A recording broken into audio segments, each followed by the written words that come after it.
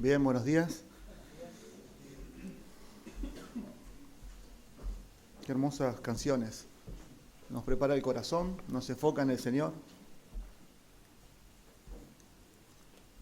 Poder cantarle, como dice el pastor, al Señor, adorarle. Pero ahora, hermanos, me acompañan al libro de Apocalipsis, capítulo 2.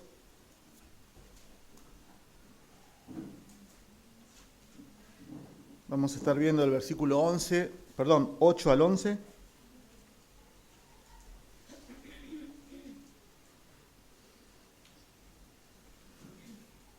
Apocalipsis, capítulo 2, versículo 8 al 11. Seguramente en sus Biblias tiene un título ahí que dice Mensaje a la iglesia de Esmirna.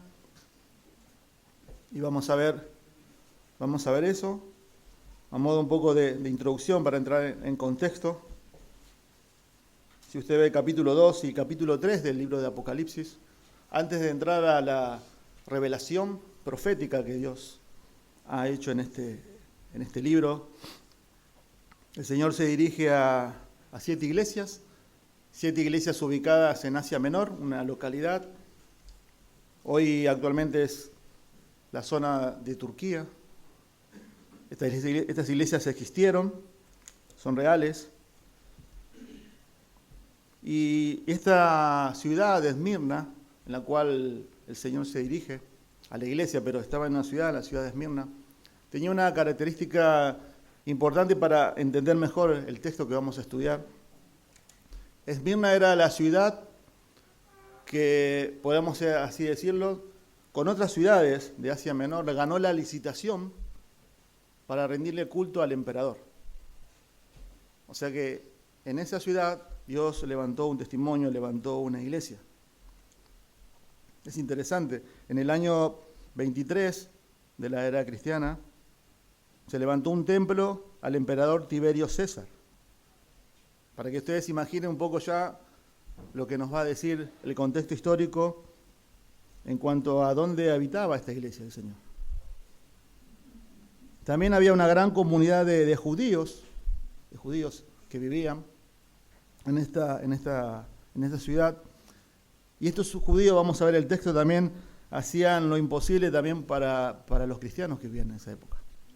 Había mucha presión, mucha persecución. Por eso le puse como título Esmirna, la iglesia fiel hasta el final. Esmirna, la iglesia fiel hasta el final, porque ese es el mandamiento que le da a la iglesia el Señor y también por implicancia a nosotros también. El tema, observen, es la persecución. Ustedes ven en el versículo 9, habla acerca de yo conozco tu tribulación. En el versículo 10 habla de que aparece la palabra, dice, no temas lo que estás por sufrir. Dice que van a ser probados y que van a tener tribulación. Sé fiel hasta la muerte, dice. O sea que está hablando acerca de lo que va a haber cárcel también. En el versículo 10 dice que ellos van a ser puestos en la cárcel. El tema es la persecución, la cárcel, la muerte. Y este pasaje es un llamado a la fidelidad y a la perseverancia en medio de la persecución. Pero esa persecución, esa presión, esa hostilidad, va a evidenciar nuestra genuina fe, realmente. O sea, en una frase lo que queremos resumir en estos textos es que el verdadero creyente tendrá persecución por su fe en Cristo. El verdadero creyente tendrá o va a tener o vamos a tener persecución por nuestra fe en Cristo, por nuestra fidelidad a Cristo. O sea que también podemos llegar a decirlo así también. Si no tenemos persecución por nuestra fe, no estamos siendo fieles a Dios. No estamos siendo fieles a Dios. La pregunta es si estamos dispuestos a sufrir por Cristo. ¿Realmente defenderemos lo que realmente decimos creer? Y hay también otra pregunta, ¿no? que me hice y que les quiero compartir, ¿no? Si realmente sabemos sufrir. Y yo creo que en lo personal no sabemos sufrir.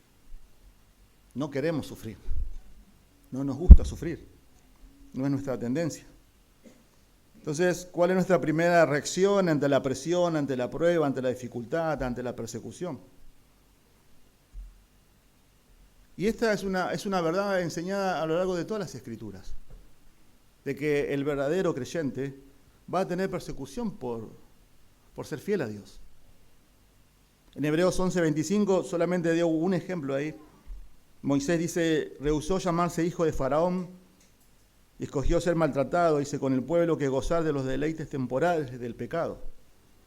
Y yo les quiero leer también en ese mismo pasaje, Hebreos, capítulo, versículo, a modo de un poco de lo que padecieron los profetas del Antiguo Testamento. Lo dice. Dice, otros experimentaron insultos y azotes, y hasta cadenas y prisiones. 11:37, fueron apedreados, aserrados, tentados, muertos a espada, anduvieron de aquí para allá cubiertos con pieles de ovejas y de cabras, destituidos, afligidos, maltratados, de los cuales, dice, el mundo no era digno, errantes por desiertos y montañas, por cuevas y por cavernas de tierra. Y todos estos, habiendo obtenido aprobación, por su fe, no recibieron la promesa, porque Dios había provisto algo mejor para nosotros, a fin de que ellos no fueran hechos perfectos sin nosotros. El Señor Jesús le dijo también a sus discípulos, en Juan 16:33, dice, en el mundo tendréis aflicción, pero confiad, yo he vencido al mundo, le dice. Pablo le dice a Timoteo, en 2 Timoteo 3:12, que los que quieran vivir piadosamente, todos, dice, todos los que quieran vivir piadosamente, padecerán persecución. En un contexto donde está describiendo a los hombres de los últimos tiempos que niegan a Dios, que no buscan a Dios. Hay un contraste. Bueno, nuestro Señor Jesucristo, el máximo ejemplo, ¿no? De persecución y hasta la muerte buscando la voluntad del Padre. Es interesante que también todos los apóstoles, en el libro de los Hechos ya comenzamos a ver, por ejemplo, la muerte de Santiago. Los apóstoles todos murieron martirizados, a excepción del apóstol Juan, que está escribiendo Apocalipsis, preso en una isla, en la isla de Patmos, dice, por ser fiel a la palabra y al Señor Jesucristo. El apóstol Pablo fue decapitado en 2 Timoteo, él habla, no, yo ya estoy pronto para ser decapitado, para ser sacrificado, dice. Vemos en el libro de los Hechos, como recién dijimos, ¿no? También la muerte de Esteban, predicando el Evangelio, predicando toda la palabra de Dios, muriendo apedreado. Ya en el libro de los Hechos, el libro de los Hechos tiene 28 capítulos, ya en el capítulo 8 ya comienza, dice que una gran persecución. Dice que los cristianos fueron esparcidos. Y que más también de muchos hermanos anónimos, pero por la historia sabemos que por su fe en Cristo, por no negar al Señor, murieron a la causa del Señor. Y es interesante también, esto es un dato histórico para que entendamos lo que vamos a ver ahora, que en Esmirna, la historia dice que se sufrió un gran mártir de ahí, de un hombre llamado Policarpo. Muchos quizás escucharon nombrar de él. Policarpo es llamado uno de los padres de la iglesia. Estamos hablando más o menos del año 130. Y lo interesante es que Policarpo fue un discípulo del apóstol Juan. O sea, él conoció, vivió, estuvo con el apóstol Juan. Y en Esmirna, este hombre, en el comentario de MacArthur del libro de Apocalipsis, hay un documento que habla específicamente bien en detalle cómo fue su martirio. Y es interesante que este hombre fue llevado a un estadio y fue prendido fuego y no negó al Señor. Y lo interesante es que este hombre tenía 86 años. Y una de las frases dice, la idea era que él tenía que negar a Cristo y decir que el César era Dios. Y él dice, yo no voy a negar. El Señor fue 86 años, fue fiel conmigo, ¿cómo lo voy a negar ahora? Entonces, un poquito para que entendamos el tema de la persecución, el tema de lo que es sufrir por la fe en el Señor. Por eso que hoy vamos a ver acá, el versículo 8, versículo 11 de la iglesia, el mensaje de Esmirna, cuatro incentivos, que nos ayudarán a ser fieles en momentos de tribulación y de aflicción al Señor. Hay 4 incentivos que nos va a ayudar a ser fieles en momentos de tribulación y aflicción. Vamos a ver en el versículo 8, Cristo se presenta en su tribulación a ellos. Cristo se presenta en su tribulación. Y lo que Él quiere enseñarles es que Él conoció también la aflicción. En el versículo 9 vamos a ver que Cristo conoce su tribulación. Él sabe por lo que están pasando. Y Él apunta a que confiemos en Él. En el versículo 10 vamos a ver, Cristo controla su tribulación. Y hay un propósito, hay un plan en la tribulación, en la aflicción, en la prueba, que seamos semejantes a Él. Y por último, Cristo nos manda a ser fieles en la tribulación, porque está a modo de mandamiento. Cristo nos manda a ser fieles en medio de la tribulación. ¿Y cuál es el motivo? Porque Él nos salvó del infierno. Él nos salvó del infierno. Observen el versículo 8, vamos a ver. Cristo se presenta en su tribulación. ¿Cómo se presenta Él? Porque Él conoció también la aflicción, el dolor y la tribulación. Y se escribe al ángel de la iglesia en Esmirna. Dice, el primero y el último, el que estuvo muerto y ha vuelto a la vida. Le leo todos los textos. Dice esto, yo conozco tu tribulación y tu pobreza, pero tú eres rico. Y la blasfemia de los que se dicen ser judíos y no lo son, sino que son sinagoga de Satanás. No temas lo que está por sufrir. Yo te digo que el diablo echará a algunos de ustedes en la cárcel para que seáis probados y tendrán tribulación por 10 días. Sé fiel hasta la muerte y yo te daré la corona de la vida. El que tiene oído, oiga lo que el Espíritu dice a las iglesias. El vencedor no sufrirá daño de la muerte segunda. Observen versículo 8. Vamos a ver cómo se presenta a Cristo en medio de su tribulación. Dice, escribe al ángel de la iglesia en Esmirna. También para aclarar, por supuesto, ¿no? Cuando está hablando ahí el apóstol Juan, se está dirigiendo, el ángel ahí no es un ángel, un ser angelical. ¿Sí? Está hablando acerca de una persona. Y muchos comentaristas dicen que eso se repite el patrón en todas las iglesias. Escribe al ángel de Éfeso, escribe al ángel de Esmirna, escribe al ángel de Filadelfia. Lo que está apuntando ahí es, quizás se está dirigiendo a lo que es el pastor de la iglesia. ¿Sí? Pero no es un ángel, no es un ser angelical, es una persona. Y si escribe a esta persona, escribe al ángel de la iglesia en Esmirna. Y ahí comienza cómo se presenta. Dice el primero y el último, el que estuvo muerto y ha vuelto a la vida. Y es interesante que acá el Señor se presenta a todas las iglesias, pero generalmente cuando el Señor se presenta a todas las iglesias, toma un atributo de su persona y está muy relacionado a lo que la iglesia necesita en ese momento, saber de Dios. Eso pasa en todas las iglesias. Ya el Señor en Apocalipsis 1, 11 al 17, usted va a observar que Él se le revela al apóstol Juan y le dice lo mismo, versículo 17 del capítulo 1, está ahí nomás. Cuando lo vi, dice el apóstol Juan, caí como muerto a sus pies. Y puso su mano derecha sobre mí, diciendo, no temas, yo soy el primero y el último, el que vive y estuvo muerto. De esa misma manera, ese mismo atributo se presenta ahora a la iglesia de Esmirna. De la misma manera. Entonces, lo primero que estamos viendo acá acerca de lo que significa el primero y el último, el Señor acá se está presentando y se está refiriendo a un atributo incomunicable, como dice el teólogo Gruden, que es la eternidad de Dios. Él es un ser eterno. Está hablando expresa la idea de la atemporalidad, es decir, no tiene principio y no tiene fin. Ya en otras partes también de este mismo libro dice, yo soy el alfa y la omega, el principio y fin. Dios es eterno. Y es interesante también que este primero y el último es la traslación de la revelación de Jehová Dios, que le hizo a Moisés en Éxodo 3:14. Cuando Dios se revela a Moisés, para encomendarle la misión de ir a rescatar a su pueblo de la esclavitud.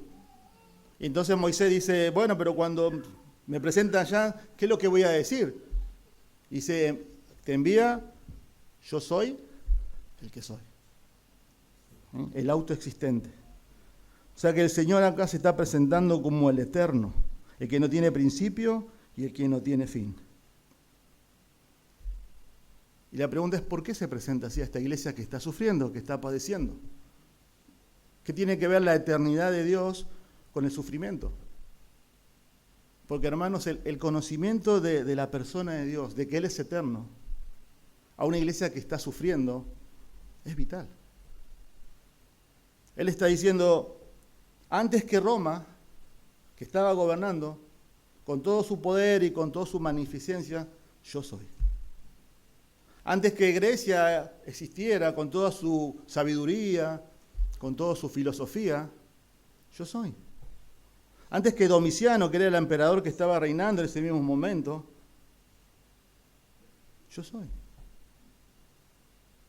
Y entender del atributo de que Dios es eterno era un gran ánimo para esta iglesia. De que estaba el control de todo. De que nada iba a pasar sin su perfecta soberanía. Nosotros somos finitos, limitados, pero saber que el Dios eterno, para una iglesia que está sufriendo una persecución, es vital. El hecho de conocer a Dios va a fortalecer su fe en la aflicción. Y también por nosotros, ¿no? Sin embargo, observen que Él sigue la descripción y su presentación. No solamente dice que el primero y el último, el que estuvo muerto y ha vuelto a la vida. Y esto parece una contradicción porque habla de la eternidad de Dios, pero observen que Él dice ahora el que estuvo muerto y ha vuelto a la vida. ¿Cómo puede ser una persona eterna que muera? Por supuesto que no está hablando de Dios Padre, sino que está hablando de nuestro Señor Jesucristo. O sea que está hablando acerca de la encarnación del Señor.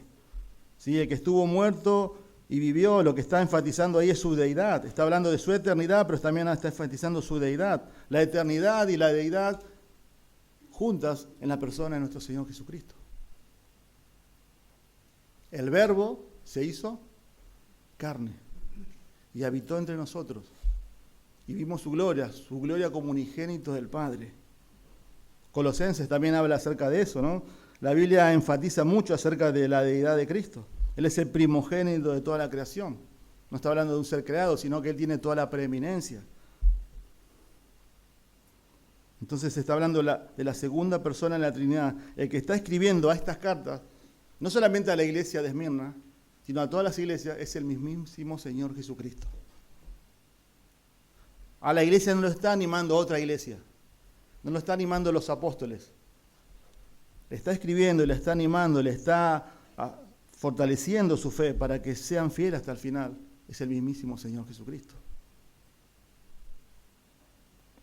¿Qué pensarían si el Señor hoy, es una ilustración, ¿no? Escribió una carta y nos mandaría una carta a nuestra congregación? ¿Cómo se presentaría? ¿Qué diría de nosotros? Y esto es interesante porque de las 7 iglesias, Esmirna y Filadelfia fueron las únicas 2 que no recibieron reprensión. No subieron el reto, por así decirlo, del Señor. No porque eran perfectas solamente, sino por el contexto de lo que está hablando, que las otras iglesias sucumbieron ante la idolatría, ante la falsa doctrina, ante la inmoralidad. Y esta iglesia, Esmirna, fue fiel al Señor, pero fue la más perseguida. Entonces también hay un principio también ahí, porque también eso de principio se ve a lo largo de las Escrituras. La iglesia cuando más fue perseguida, oprimida, presionada, fue donde más creció. Y sin embargo, cuando la iglesia se acomoda, por así decirlo, al mundo, es donde menos se glorifica al Señor. Y el Señor se presenta ahí. Entonces, pero también el punto, lo que quiere resaltar acá y animar a esta iglesia es que nuestro Señor también pasó por una experiencia de aflicción sin comparación. Porque él dice, observen, yo conozco tu tribulación, pero yo soy el primero y el último. Yo estuve muerto y he vuelto a la vida. O sea que está hablando de qué, de su muerte y de su resurrección. Lo que está enfatizando que yo también padecí la peor de las injusticias. Porque él era santo, el Hijo de Dios. Un ser perfecto, que no cometió pecado. Y sin embargo sufrió la peor de las muertes. La peor de la humillación. Yo sé lo que es pasar por estos momentos. Por eso lo está animando. Y él murió, como dice también las Escrituras. Pero él entregó la vida. Jesús fue muerto, pero él entregó su vida.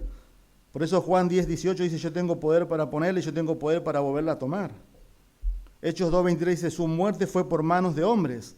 Claro que sí, pero por determinado consejo y anticipado conocimiento de Dios. Él murió, pero él vivió y resucitó. La pregunta que se puede hacer a estos hermanos que están pasando dificultades, ¿qué es lo peor que le puede pasar? Es morir. Entonces el Señor Jesús le dice, yo viví, yo morí, yo resucité, cumpliendo la voluntad de mi Padre, pero por amor a Él. Porque nadie da su vida por lo que no ama. Nadie da su vida por lo que no ama. ¿Por qué daría usted su vida? ¿Por su hijo? ¿Por su esposa? ¿Por un hermano? ¿Pero por una persona que no conoce?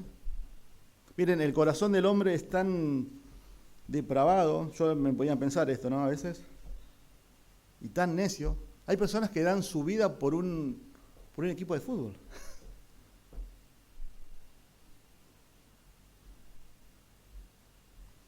Pero acá el punto es que la presentación del Señor Jesucristo es alentadora a estos creyentes, que quizás iban a perder su fe en Cristo.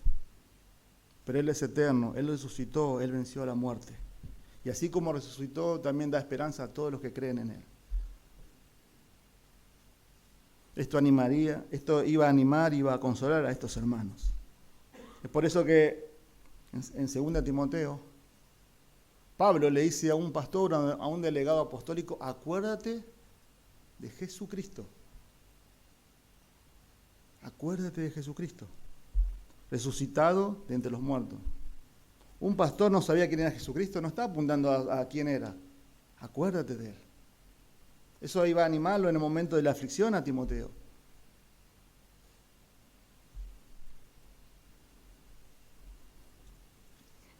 Por eso hay personas que, terminando este punto, ¿no? que sufren por una causa, ¿no? Y se identifican con eso cuando pasan por un sufrimiento. Ejemplo, quizás tenés un hijo o personas que tienen un hijo que tiene una enfermedad desconocida y tienen esa enfermedad y comienzan a interiorizarse y luego comienzan a preocuparse por otras personas que también están pasando por lo mismo. Y quizás luego van al día cuando se celebra el día de esa enfermedad o colaboran con la causa en lo económico porque les tocó de cerca. Porque sabe lo que está pasando y tener un hijo con ese tipo de enfermedades. O personas que, por ejemplo, yo a veces escucho que hay una asociación que perdieron hijos en accidentes de tránsito. Y se identifican y sufren y tratan de que a la otra persona no le pase lo que le está pasando a ellos.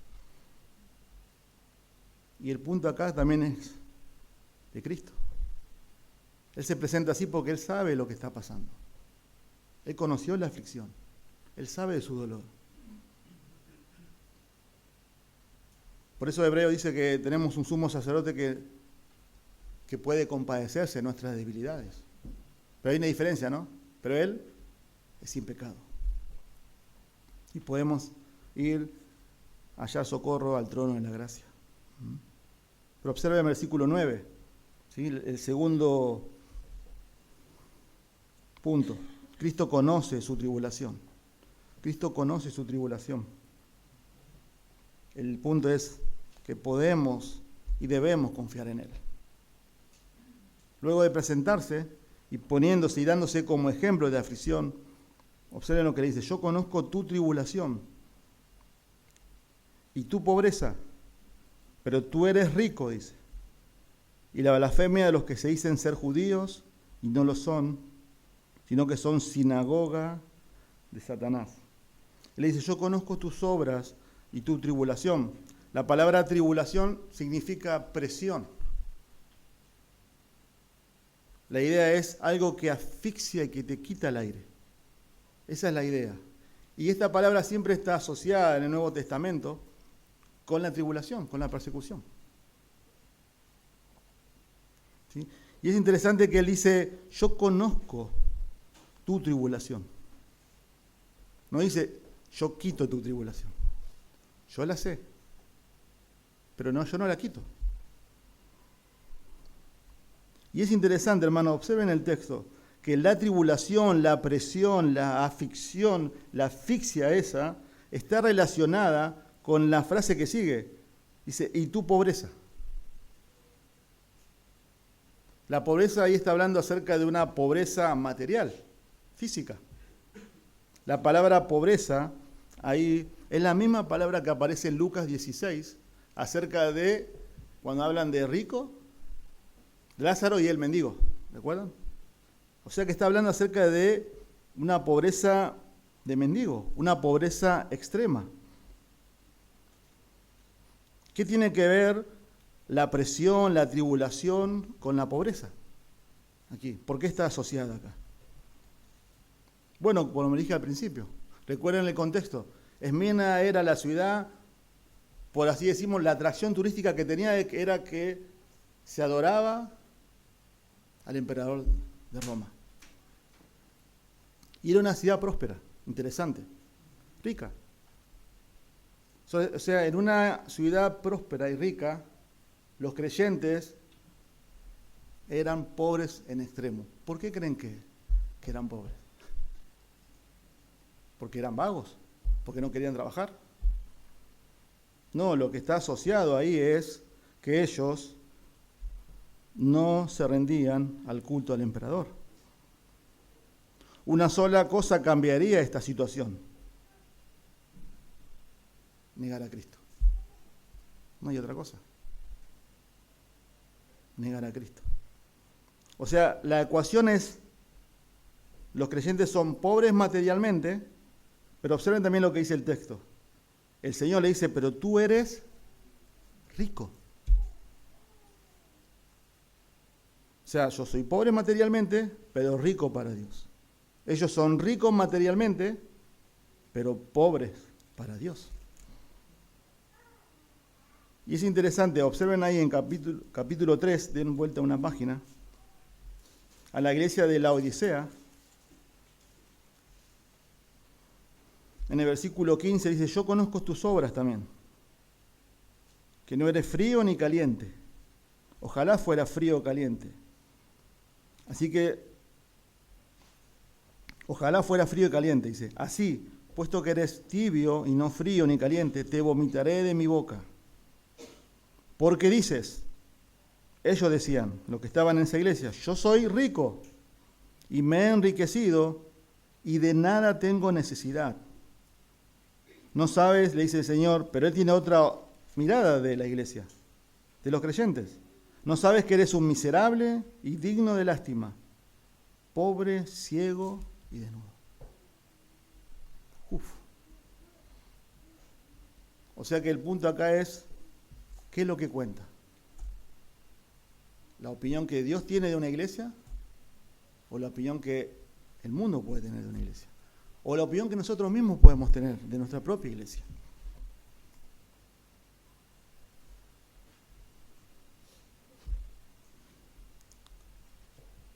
O sea, yo soy pobre, pero yo soy rico para Dios. Pero yo estoy pasando necesidad en este mismo momento, por mi fe en Cristo. Y hay personas que son ricas, que parece como que todo les va bien. Y yo por mi fe en Cristo, de alguna manera estoy sufriendo. Qué tentación, ¿no? Yo no sé si usted pensó así alguna vez. Esa tentación, pero... Porque quizás no lo decimos, pero lo pensamos en nuestro corazón. Si yo soy fiel al Señor, yo trato de hacer las cosas bien, trato de vivir justo y piadosamente, y usted está en el trabajo, o ve cosas, y dice, pero no pasa nada con ellos. ¿Quién tuvo ese pensamiento así? Ahí en el Salmo 73 hay una persona que escribe el Salmo 73 que es Asaf. Asaf era como el líder de alabanza de Israel. Y el Salmo comienza diciendo, ¿no? Ciertamente es bueno Dios para con Israel y para con los limpios de corazón. En cuanto a mí, dice, casi se deslizaron, dice, mis pies. O sea, estuve a punto ahí de negar a mi Señor, por así decirlo, de apartarme de Él. ¿Cuál fue el motivo? Y lo hice, porque tuve envidia de los pecadores y viendo la prosperidad de los impíos. Un hombre, un creyente. Y él después dice, yo en vano como que he limpiado mi corazón y he limpiado mis manos. Tuvo esa lucha en su corazón. Porque a veces en el fondo de nuestro corazón creemos que serle fiel a Dios, Él nos tiene que retribuir en algo. Pero el Señor no es deudor de nadie.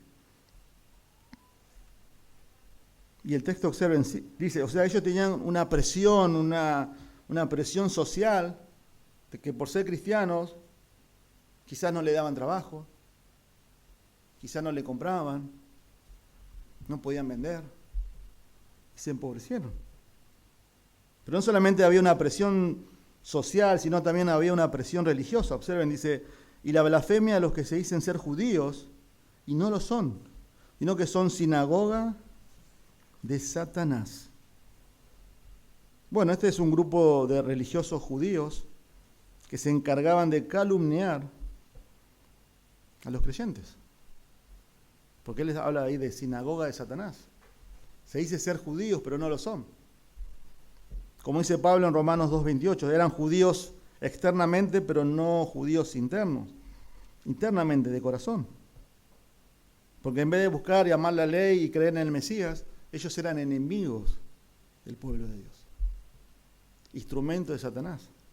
Muchos comentaristas dicen que la iglesia primitiva mayoritariamente eran judíos. Eso lo vemos en el libro de los Hechos.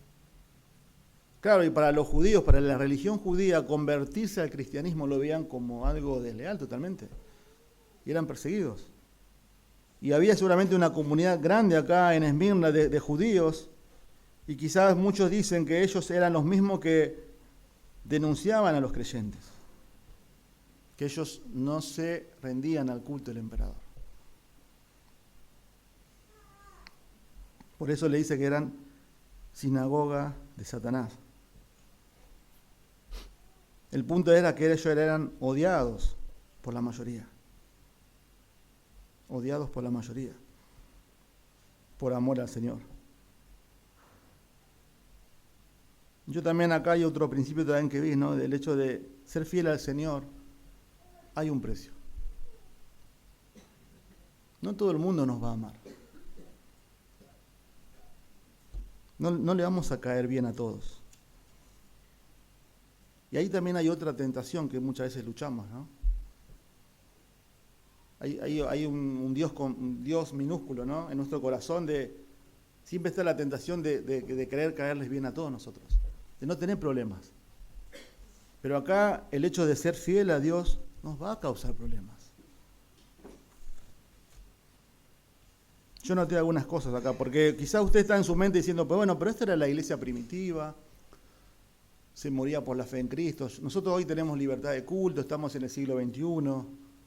Gracias a Dios nos permiten tener Biblia, abrir nuestras iglesias. En otros lugares no. O sea, ¿cómo me llega esto a mí? Bueno, el punto es que no todos van a sufrir persecución, como estos hermanos quizás, si Dios lo permite. Pero sí el resultado es el mismo. Ser fiel al Señor. Y hoy quizás la persecución, la aflicción, la prueba que tenemos, pasa quizás en tu propia familia. El hecho de que no entienden tu cristianismo. Y tu cristianismo en tu familia te va a traer problemas. Nos va a traer problemas. Nuestro problema es cuando no hay problema a causa de Cristo. En nuestro trabajo.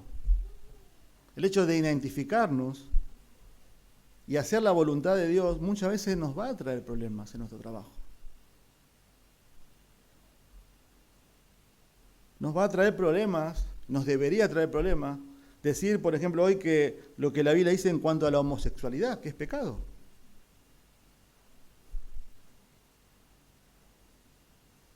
Nos va a traer problemas decir que el matrimonio que Dios bendice, que Dios aprueba, el único que dice la Biblia es entre un hombre y una mujer. Parece algo sencillo, ¿no? Y simple, pero es así. Nos va a traer problemas del hecho de criar a nuestros hijos, como dice la Biblia, en disciplina y amonestación del Señor.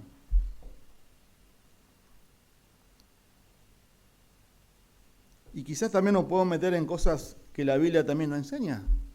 Nos va a traer problemas quizás el hecho de decir que, bueno, hoy Dios no permite pastoras, no enseña de eso. Nos va a traer problemas el hecho de que para creer en Cristo es necesario arrepentirse de los pecados. ¿Pero por qué hablar de pecado, pecado, pecado? Porque la Biblia lo dice.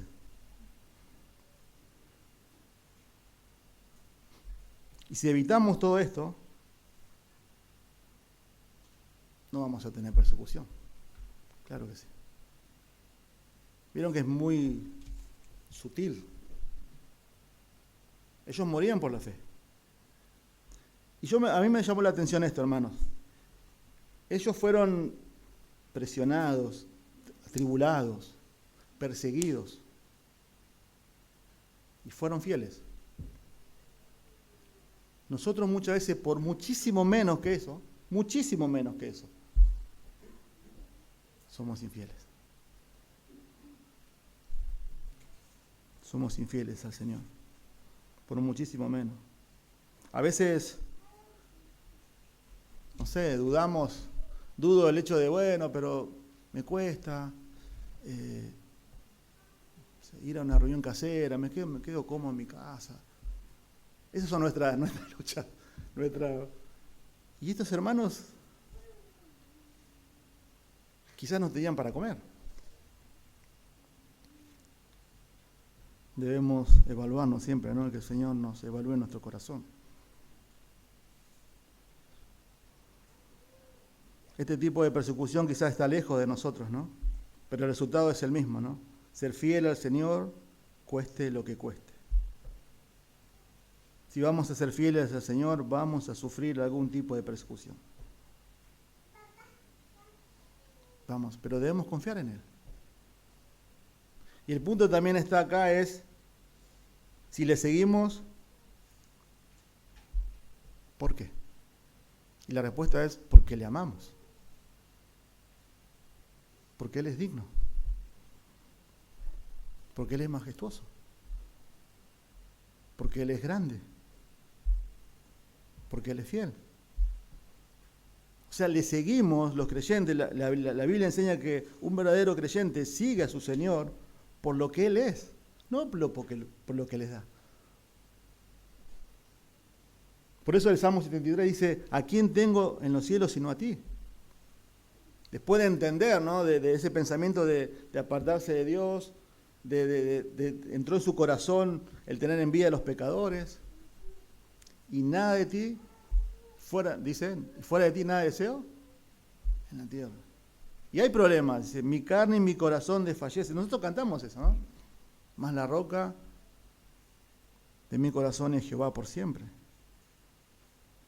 Le seguimos porque le amamos. Porque le amamos. Porque Él, como el pastor hace poco nos enseñaba, y la Biblia, Él encontramos el mejor tesoro. No solamente eso, sino que Él también, Él controla la tribulación de ellos. Él controla y hay un propósito. La prueba, la aflicción, la presión, hay un propósito, que seamos semejantes a Él. Observen el versículo 10. Dice, no temas, le dice. No teman. Eso está en mandamiento. No se dejen amedrentar lo que estás por sufrir. Yo no sé si ustedes entienden un poco acá lo que dice. No temas lo que estás por sufrir. Me llama la atención que el Señor no aligera la carga. No se las quita. Sino que hace, se las intensifica. Y se lo está diciendo. Pero, Señor, mi familia, mis hijos, viene más tribulación, dice. Pero Señor, yo te sirvo, viene más tribulación. Yo te digo, le dice, que el diablo echará a alguno de ustedes en la cárcel para que sean probados. Miren que hay un cambio acá, porque viene hablando de la tribulación, de la presión, del sufrimiento, y ya aparece la palabra prueba.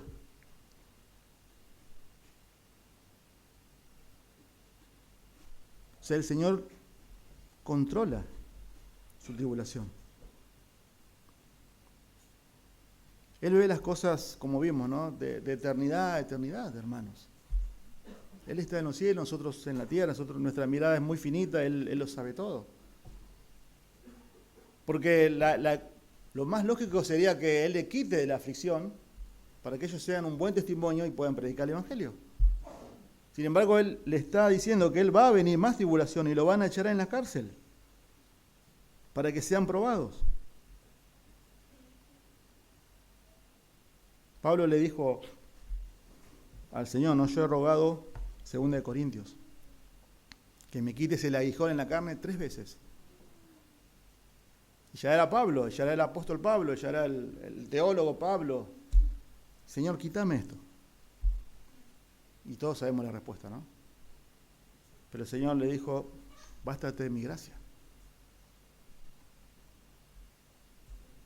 Porque mi poder se perfecciona en tu debilidad. No se dejen intimidar. El punto también acá es, hermano, que Cristo nunca minimizó el costo para seguirle a Él. Nunca dijo que el cristianismo es un camino de rosas. Nunca lo dijo.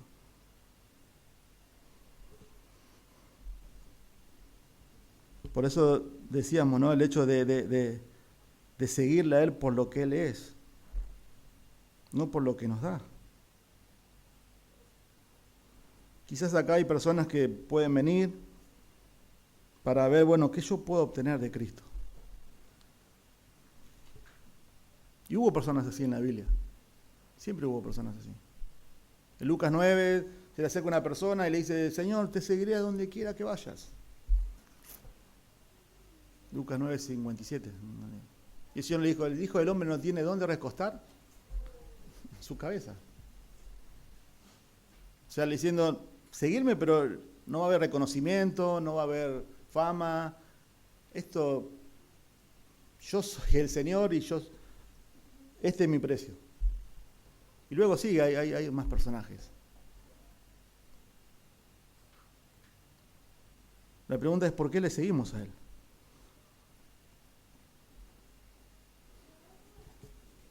Pero lo interesante es para que sean probados, observen.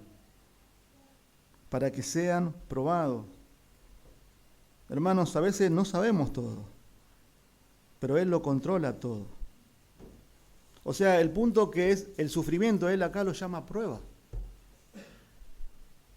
O sea, el punto es este, hermano. Hay un propósito, hay un plan. Para un hijo de Dios nada es casual. No fue un accidente cósmico lo que te pasó, no es, qué mala suerte que tuve. No es eso. Hay un propósito, hay un plan acá. Hay un diseño divino que es probar la fe. Y la Biblia muchas veces enseña el hecho de probar la fe, va a certificar si nuestra fe es genuina o no.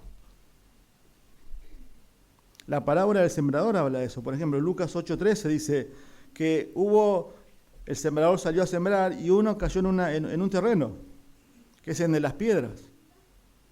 Dice que luego de haber oído el Evangelio, reciben la palabra con gozo. Hermoso eso. Creen por algún tiempo y en el tiempo de la prueba se apartan. Y la persecución acá, lo que está hablando la parábola, es a causa de la palabra. La fe genuina va a perseverar, va a seguir al Señor. ¿Puede tambalear? Claro que sí. Lucas 22:33, ¿se acuerdan? Cuando el Señor viene, le dice a Pedro, Pedro, Satanás os ha pedido para zarandeados como a trigo. Pero yo he rogado por ti, que tu fe no falte. Puede ser movida, pero nunca puede desaparecer. La genuina fe del creyente no puede desaparecer. Va a perseverar, porque Él nos preserva. Y hermanos, en el dolor, porque es parte también de la vida misma, ¿no? A causa del pecado, el dolor, la aflicción. Pero la prueba, lo que Dios permite en tu vida, que a veces no entendemos todas las cosas. No tenemos todas las preguntas ni todas las respuestas.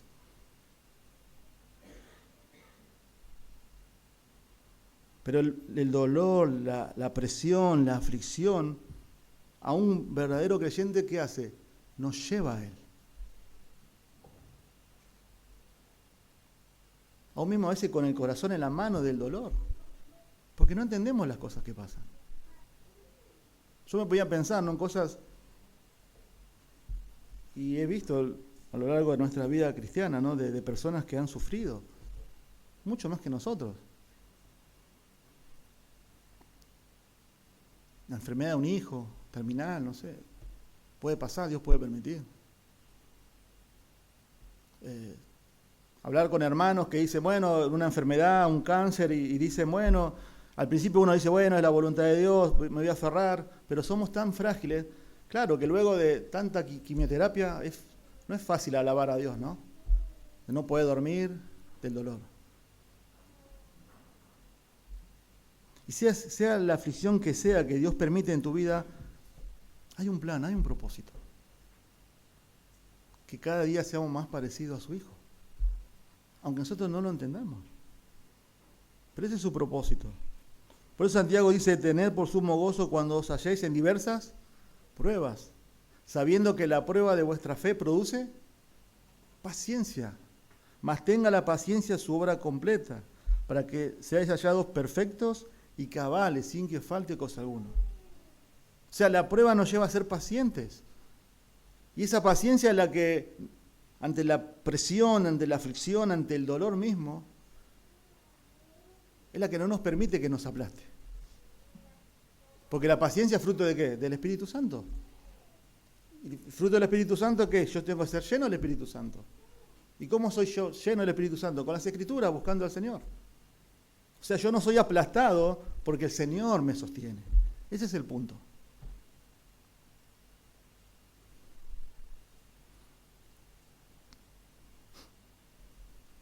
Y es interesante porque dice, tendrás tribulación por 10 días. Bueno, acá muchos teólogos, muchos comentaristas se ponen más a debatir qué son los 10 días, si son meses, años. El punto acá es que el sufrimiento es limitado. Dios lo empieza y Dios lo termina. Ese es el punto. Dios sabe. Dios sabe.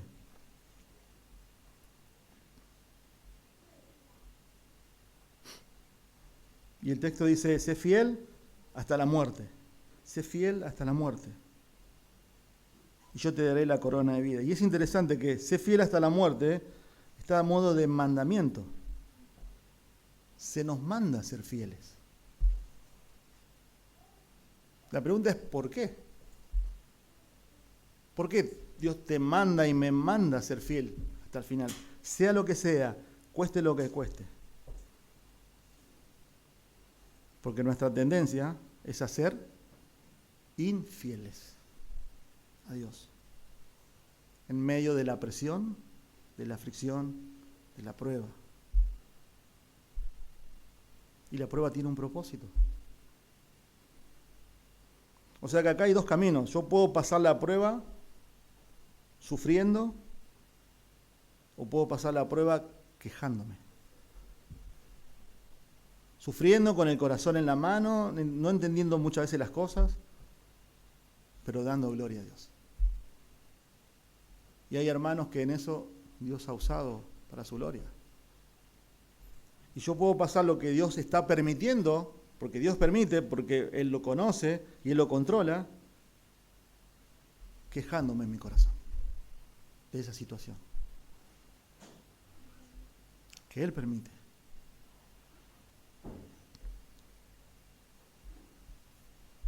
Y yo decía, cuando el Señor permita, si Dios lo puede hacer en mi vida, mi oración es, yo no quiero amargarme. No quiero vivir así. Pero somos débiles, por supuesto que sí. Creo que nos duele, nos afecta, nos desanima. Porque el Salmo 103 dice, Dios se acuerda que somos polvo. Eso somos. Y mire cómo termina. Versículo 11. El que tiene oído, oiga lo que el Espíritu dice a las iglesias. El vencedor no sufrirá daño de la muerte segunda. Hay una promesa ahí. El vencedor, y esta es una frase que se repite a todas las iglesias al final, está hablando acerca de los creyentes, de los genuinos creyentes. Pero miren lo que les dice, ¿sí? ¿Por qué Cristo nos manda a ser fieles en medio del dolor y en la tribulación? Porque Él nos libró del infierno. El vencedor no sufrirá daño de la segunda muerte. ¿Qué es la muerte segunda? Ahí nomás, Apocalipsis 20:14.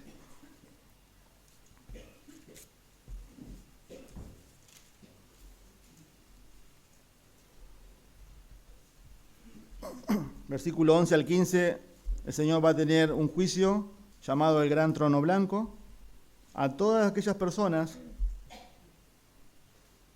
que murieron y que no se arrepintieron de sus pecados, que no confiaron en Cristo.